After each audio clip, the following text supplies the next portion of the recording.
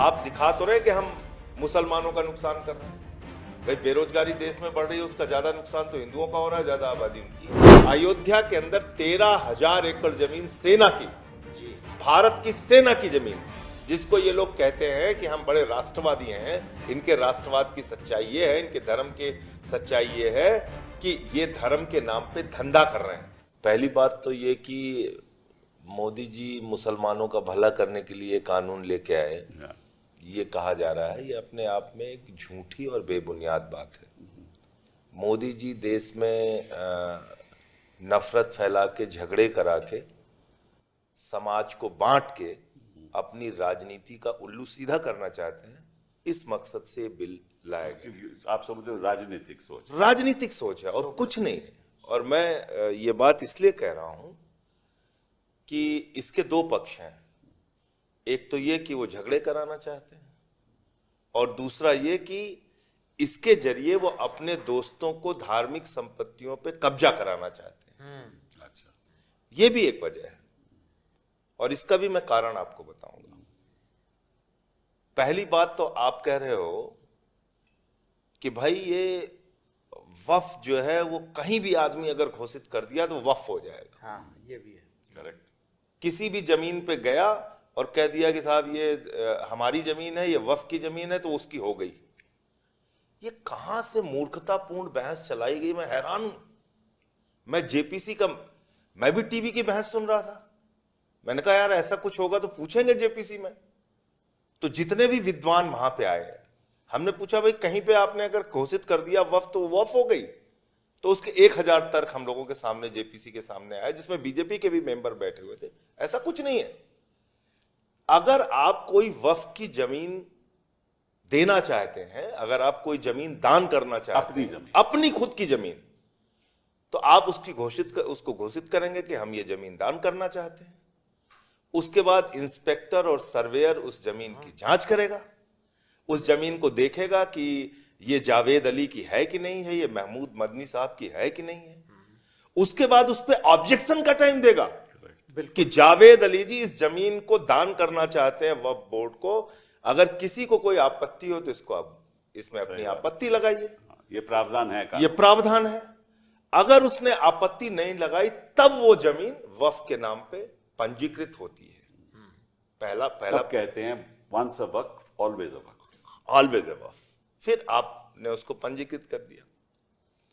उसके बाद, ये मैं नहीं कह रहा हूं, इन्होंने कहा 2013 के जो संशोधन आए थे उसमें कहा कि साहब देश भर की जो वक्फ की जमीन है वो पंजीकृत होना चाहिए। उसके बाद दूसरी सरकार आ गई, आदरणीय मोदी जी आ गए, तो उन्होंने 14 से लेकर 20 तक दिन रात जो भी प्रयास किया, खूब मेहनत की उन्होंने दिन रात पूरे देश की जमीनों को पंजीकृत करने के लिए। और उस समय मुख्तार अब्बास नकवी साहब देश के माइनॉरिटी अफेयर्स मिनिस्टर थे। मैं जेपीसी के हवाले से सारी चीजें आपको बता रहा हूं इसलिए क्योंकि मैं पूरी चीजों का गवाह रहा हूं, और इस देश के लोगों को यह जानना चाहिए कि भाजपा कितना सुनियोजित तरीके से नफरत फैलाती है।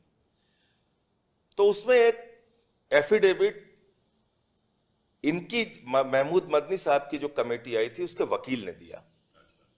उसमें क्या लिखा हुआ था? भारत की सरकार ने सुप्रीम कोर्ट में शपथ पत्र देके कहा 2020 के अंदर कि हमने देश भर की सारी वक्फ की संपत्तियों को वामसी पोर्टल पे पंजीकृत कर दिया है, ऑनलाइन कर दिया है। 99% संपत्ति ऑनलाइन हो चुकी है, यानी कि आपने उसकी जांच कर ली, उसके कागजात देख लिए, उसको पोर्टल पे डाल दिया।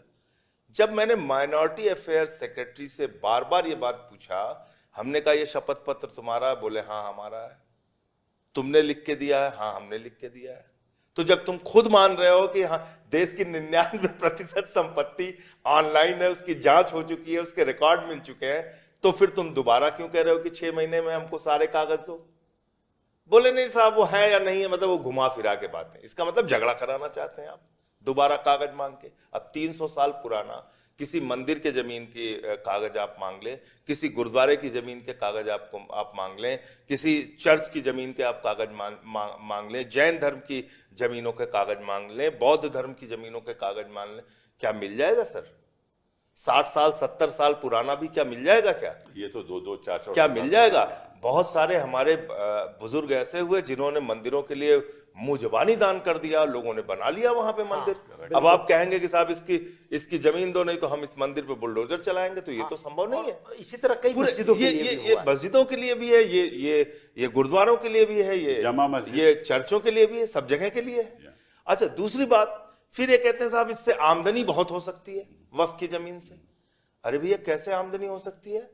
आप कब्रिस्तान में मुर्दों से पैसा वसूलेंगे? वक्फ की जमीन पे कब्रिस्तान है, आप मुर्दों से पैसा वसूलोगे? भाई उठो उठो पैसा दो, मोदी जी ने कहा है पैसा दीजिए। फिर आप मस्जिद में जोहर की नमाज है, टिकट लग रहा है, चलिए आइए, इशा की नमाज है, टिकट है, आइए, आमदनी दीजिए। ऐसा तो नहीं होता, ऐसा तो नहीं होता। ऐसा हो सकता है क्या? मगरिब की नमाज का टिकट इतना है, अगर पढ़ने आना है तो इनके यहां कॉन्सेप्ट नहीं है। तो फिर मेंटेनेंस कैसे? अब इनका वो चंदे से करते हैं। मस्जिद की जो कमेटियां होती है वो इनके चंदे से करते हैं। यहां तक कि इमाम की जो तनख्वाह होती है, अब तो कुछ राज्यों में, जिसमें भाजपा शासित भी राज्य हैं, हमारी सरकार को ज्यादा इन लोगों ने बदनाम किया, दिल्ली की सरकार को, उसमें कर्नाटक है, हरियाणा है, मध्य प्रदेश है, तमाम राज्य सरकारें हैं जो इमामों को तनख्वाह देती हैं। लेकिन उसका इन्होंने मस्जिद कमेटी के माध्यम से चंदे का भी अपना एक सिस्टम उसके मैनेजमेंट को चलाने के लिए बना रखा है।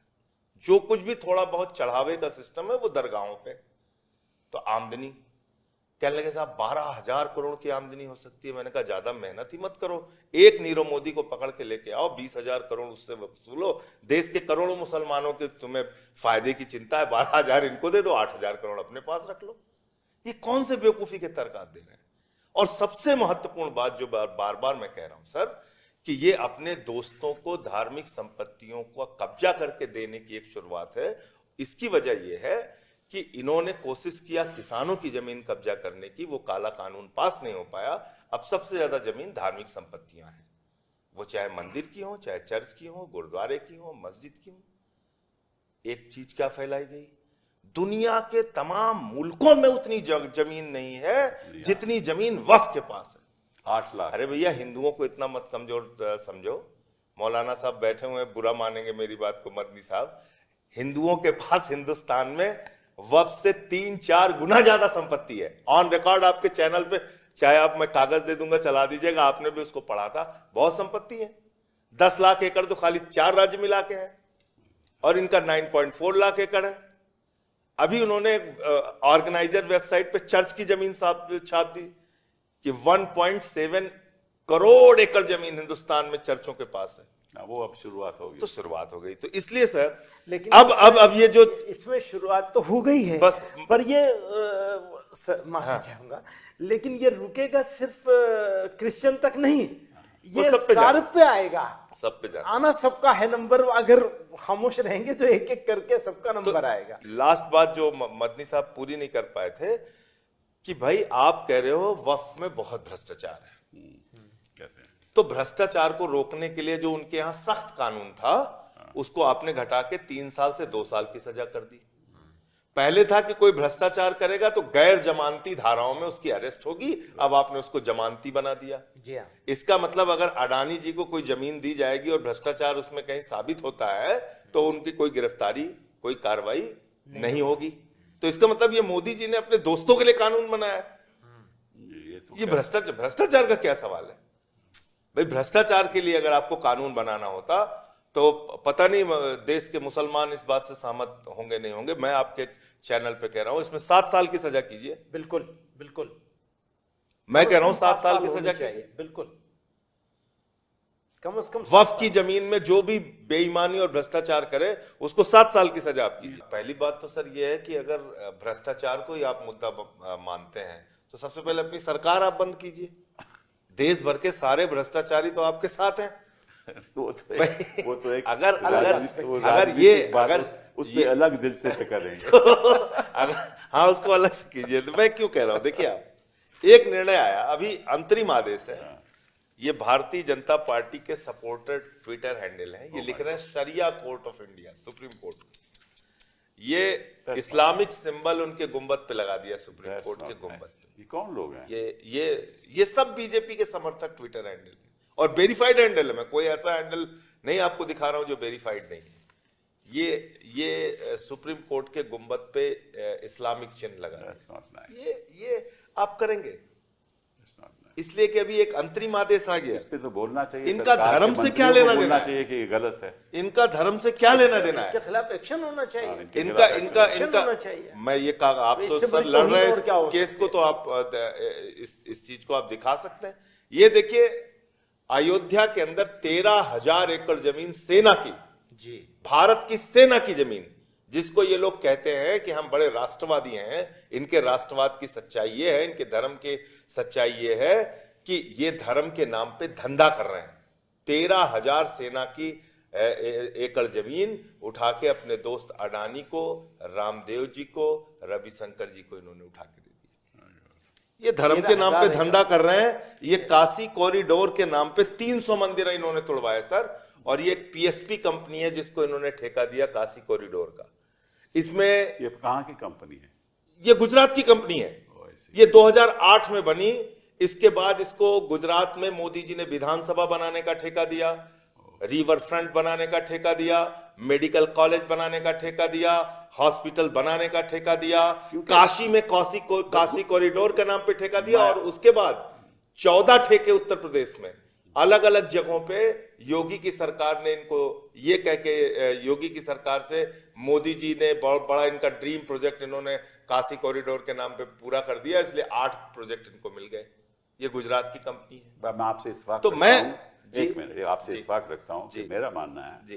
कि इस देश में सबसे होशियार, सबसे काबिल, सबसे जो बनाने संस्थान बनाने वाले लोग केवल गुजरात के हैं। मैं किसी राज्य के खिलाफ नहीं हूं सर, मैं किसी राज्य के खिलाफ नहीं हूं, आप लेकिन कैसे मैं ये कहते कह हैं रहा गुजरात के हैं, हूं, गुजरात मैं ये कह रहा हूं, मैं किसी राज्य के खिलाफ गुजरात नहीं के हूं। नो पार्लियामेंट मैं भी तो किसी बनाया। भाषा के खिलाफ नहीं, मैं किसी राज्य के खिलाफ नहीं। मैं ये कह रहा हूं कि उत्तर प्रदेश इतना बड़ा सूबा, वहां पे आपको एक कंपनी नहीं मिली जो काशी कॉरिडोर बना सके। सब इनएफिशिएंट लोग हैं भैया, गुजरात के लोग सभी तो मैं ये कह रहा हूं हिंदुस्तान में कोई और पूरे efficient है ही नहीं। उसका नक्शा बनाने का काम गुजरात की कंपनी को। गुजरात में बहुत सारी कंपनियां जो मोदी जी की पसंद की नहीं है, वो कंपनियां उनके पसंद की है जो उनकी पार्टी को फायदा पहुंचाती हैं। मैं खुले शब्दों में कह दूं, मैं कोई गुजरात के खिलाफ कहने वाली बात नहीं है, गुजरात की कंपनी के खिलाफ नहीं। वो कंपनियां उनको पसंद है जो गुजरात जिसमें एक अडानी जी भी हैं, जो उनके हिसाब से काम करते हैं, उनकी पार्टी को फायदा पहुंचाने का काम करते हैं। वो सारी कंपनियां हैं, ऐसी कंपनियां हैं। तो आप एक धर्म के नाम पे धंधा करने की पूरी आपने कोशिश और मुहिम चला रखी है। दूसरी बात जो अभी यहाँ पे हो रही थी, तो जेपीसी के सामने एक तथ्य और बहुत महत्वपूर्ण आया था कि भाई अगर आप आज ये शुरुआत कर रहे हैं वक्फ की संपत्तियों को कब्जा करने के लिए, क्या गारंटी है आप कल गुरुद्वारे की जमीन नहीं कब्जा करेंगे, मंदिरों की जमीन नहीं कब्जा करेंगे, बौद्धों की जमीन नहीं कब्जा करेंगे, जैन। ये तो एक शुरुआत है। ये संकट सबके ऊपर आना है, और ये कोई एक धर्म का मामला नहीं है। ये बात बिल्कुल ठीक कहा मदनी साहब ने कि कल को आप जो है आप दिखा तो रहे कि हम मुसलमानों का नुकसान कर रहे हैं। भाई बेरोजगारी देश में बढ़ रही है, उसका ज्यादा नुकसान तो हिंदुओं का हो रहा है, ज्यादा आबादी उनकी है। अशिक्षा बढ़ रही है तो ज्यादा नुकसान उनका हो रहा है। स्वास्थ्य की बदहाली है तो ज्यादा नुकसान उनका हो रहा है। 45 लाख करोड़ रुपए शेयर मार्केट में, 95 लाख करोड़ रुपए 5 महीने में डूब गए, ज्यादा नुकसान किसका हो रहा है? तो इसलिए ये एक हवा दिखाया जाता है। हाँ, मैं मदनी साहब से ये जरूर कहना चाहूंगा, ये मत सोचिए कि सिर्फ ये मुस्लिम को टारगेट करते हैं। जो इनके खिलाफ बोलता है उसको टारगेट करते हैं। हम लोगों को पकड़ के जेल में क्यों डाला? क्योंकि इनके खिलाफ बोलते हैं।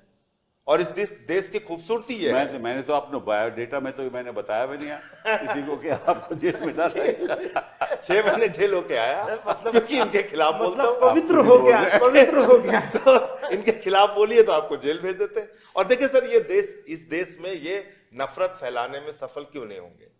232 लोगों ने लोकसभा में इस बिल के खिलाफ वोट दिया। कितने मुसलमान थे? सिर्फ 24। बाकी कितने थे? हिंदू थे, सिख थे, ईसाई थे। सही बात है। 95 वोट राज्यसभा में पड़े। कितने मुसलमान थे? 2, 4, 5। बाकी सारे हिंदू थे, सिख थे, ईसाई थे। आप सुप्रीम कोर्ट में लड़ रहे हैं, आप तो हिंदू धर्म को मानते हैं। हमारी पार्टी की तरफ से जो वकील है वो कश्मीरी पंडित है। मैं तो खुद कहता हूँ कश्मीरी पंडित है। असली में हिंदू मैं हूँ, तो मैं कह रहा हूं क्योंकि कश्मीरी मैं पंडित हैं। तो हिंदू मैंने जो इनको- आदर्श हैं उन पे चलता हूँ। मैंने इनको पार्लियामेंट में कहा कि आप लोग फसाद फैलाने वाले हिंदू हो और हम लोग सौहार्द फैलाने वाले हिंदू हैं। ये बुनियादी फर्क है।